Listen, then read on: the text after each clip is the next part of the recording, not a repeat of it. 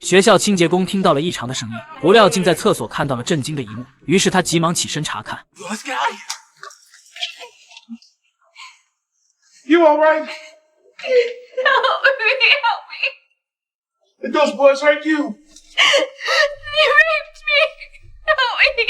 随后，女孩就被赶来的警察绑了起来。此时谁也没料到，这起看似简单的强奸案，实则震碎三观。本森警官则一边安慰，一边询问那两个小伙子的名字。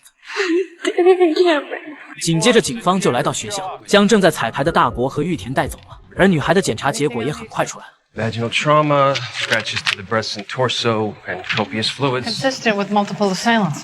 随后，杰美交代了整个过程。她正要去洗手间换衣服时，突然被大国和玉田从后面抓住，然后拖进了男厕所。进了一个隔间后就被推倒，接着俩人就压了下来。They pulled up my skirt and they started taking turns. I was begging them to stop. They just kept laughing like it was a game. 然而，令人炸裂的是，大国和玉田的说法不仅与杰美恰恰相反，而且还认为他们只是在寻开心而已。这种乱搞在学校很流行。 We scored 5 points each. What kind of scoring system is that? You get 1 point for oral, 2 for intercourse, 3 for group. The more public the hookup, the more points. 并且是杰美主动邀请他俩，他安排了时间和地点。至于为什么逃跑，是因为曾有人在图书馆勾搭被抓而被开除了。 But Cameron and I didn't rape her. Jamie was with us because she wanted to be. 这个案子可有点复杂，双方的口供竟完全相反。但是大国和玉田的口供一致，而且俩人是分开审的，不可能串谋。可是杰美的伤完全符合被强奸，也不像假的。最终还是聪明的队长发现了原因，这里面肯定是有人说谎了，所以必须先找到证据。于是本森俩人来找老师了解情况，老师承认这种乱搞现在很流行，在校礼堂甚至餐厅厨房都有抓到。And it's not just the kids. 2 grade school teachers in Pennsylvania were caught having sex in a classroom while another teacher guarded the door. 甚至电影系学生还为此做了一部纪录片，里面学生大胆前卫，出口全是虎狼之词，而杰美竟也在里面，但却表现得温文尔雅，与其他人格格不入。That does not sound like a girl who's looking for a 3-way in the boys' room. 为了证实这个猜想，随后俩人又找到了杰美的闺蜜，在强大的威压下，闺蜜才不得不说出了一个秘密。 Jamie told me she decided to lose her virginity. 然而令人炸裂的是，她想发生关系的人竟不是大国和玉田其中一人，而是另一个同学永强。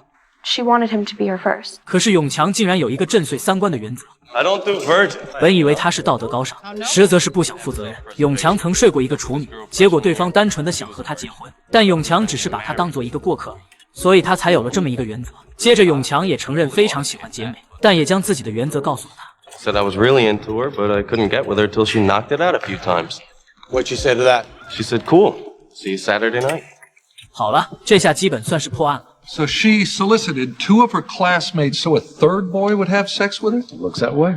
但是本森仍然坚持，只要在遭遇期间的任意个，杰美说了不，那也算是强奸。真相究竟是什么？难道还要重审一遍吗？好在这时图图来报告，校长办公室的摄像头恰巧能清晰照到卫生间，果然校长的监控很高清，刁钻的照到了厕所门前。这下可以知道真相了。结果显示杰美在男厕前等着俩人来到。 然后亲切拉着他们走了进去，再把这个画面回放了好几遍后，本森一下子沉默了，但他仍尽职尽责找杰美对质，指出监控中的几处不合理。于是杰美开始找各种蹩脚借口狡辩，实在找不到就大声强调是自己被强奸了，大骂本森竟颠倒黑白，把所有错误反而推到他身上。看到这一幕，心理医生王博士表示，这并不是创伤后的印记，而是谎言被识破后害怕承担后果。 紧接着，更铁的证据出现了。技术科处理了性侵采证，事发前厕所地板上钢条打了蜡，而现实是大国和玉田的衬衫后面都沾上了，但杰美的衬衫上面却没有。Jamie Hoskins had to be on top. She lied.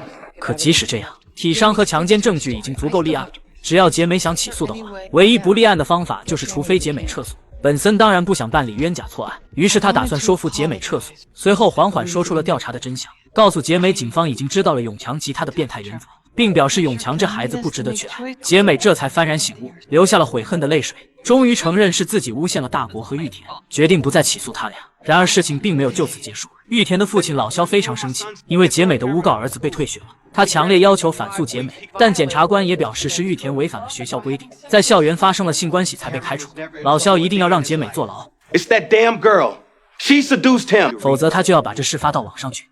White girl lies about being raped by a black boy. And just walks away. 看来又是一件棘手的事情。可还没等检察官做出决定，本森又遇到麻烦了。不省心的杰美又惹事了，他竟然将车开上了人行道，撞伤6人，撞死1人。而经过医生的检测，杰美并没有酒驾，只是在体内发现了2种药物成分，是用于治疗躁郁症的。也就是说，杰美患有躁郁症，时而抑郁，时而狂躁，但他体内的药物成分含量很少，不可能引发这次事故，只能说明他已经停药一段时间了。Could a manic episode lead her to act out sexually? Hypersexuality is common among unmedicated bipolars. 这也解释了他前面的行为。而对于为什么停止服药，杰美的解释是不想被人当作疯子，并且他还受到了一个明星的影响，而这个明星就是知名歌手广坤，但他却到处宣传精神病不用吃药，而杰美是他的铁粉，所以对爱豆的话言听计从。因此检察官认为杰美是过失犯罪，于是向法官申请了暂不将他收监，但必须服药。然而这明显引起了死者父亲的不满，他要求严惩凶手。谁知这时一个人的出现突然打乱了一切，广坤居然跑来支持杰美打官司，以证明是药物侵害了他才导致的这一系列事故，并自掏腰包帮忙请了最好的律师，因此一个简单的案件瞬间变得复杂起来。Jamie pleads guilty to involuntary manslaughter. She serves 6 months in a psychiatric facility. 这是检察官释放的最大善意，然而广坤却认为检察官怕了，竟然无理要求撤诉，并夸夸其谈自己的那套歪理邪说，整得杰美将他奉若神明，也坚持自己无罪，结果弄得双方不欢而散。既然不认罪，那就只好对簿公堂了。不成想事实并不像检察官预料的那么顺利，虽然杰美的私人医生医术高超，也证明了药物对杰美的病有很大帮助，但是在对方律师的刁钻诡辩下，使得医生的作证也逐渐失去了可信度。随后检察官继续对杰美进行问询，杰美当然认为自己很正常。Normal.In the short time you stopped taking your medication, you lost your virginity in the school bathroom, you falsely accused 2 classmates of rape, and now 6 people are in the hospital and a young girl is dead. 不料听了这话，杰美突然暴怒，大喊这不是自己的错，并把错误归结到了父母身上。They made me go to Dr. Porterman. They let him put that stuff in my body. My parents have ruined my life. 这意思还是说是药物毁了他。为此父母感到十分痛心，没想到女儿竟被广坤迷得晕头转向。事到如今，母亲决定告诉检察官一件事情，那就是杰美4天前又停药了。这下法官有了理由，因为服药是不将杰美收监的条件之一。既然你不愿意待在外面服药，那就关进精神病院去，那里会有人让你按时服药的。结果不成想吃了几天药后，杰美又恢复成了乖乖女，终于意识到了自己所犯的事究竟有多大，后悔不该听广坤的话。然而事情还没有结束，广坤作为证人也被检察官问询。令人意想不到的是，他小时候就被父母强制送去过精神病院，并且治好了精神抑郁，还成为了大明星。所以他宣称的精神病不用吃药，从他自身来说就是个悖论。最终法院判决杰美构成2级交通肇事致死罪，下辈子就在少管所待着吧。